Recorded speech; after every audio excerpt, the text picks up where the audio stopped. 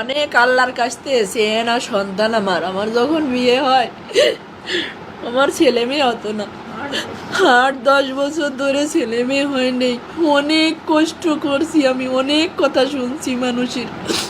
মানুষ যা খাতি আমাকে বলছে আমি তাই খাইছি, তারপরেও কোনো সময় আমার ছেলে মেয়ে হয়নি। এক সময় আমি নামাজ রোজা কোরআন শরীফ এইগুলো করতে শুরু করি আর আল্লাহর কাছে ডাকি, আল্লাহ তুমি আমাকে কালা কুপাচারটা সন্তান দাও, তবু তুমি আমার একটা বাচ্চা দাও যে আমাকে মা বলে ডাকবে। ডাক্তার কবিরাজ দেখাতে দেখাতে আমার সিনথিয়া হয় আমার বিয়ের 9 বছর পরে গিয়ে।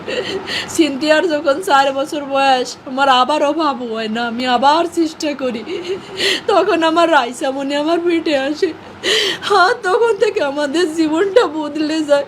আমাদের জীবনটা এত সুখের ছিল না, অনেক কষ্টের ছিল আমার জীবনটা আর আমার স্বামীর জীবনটা।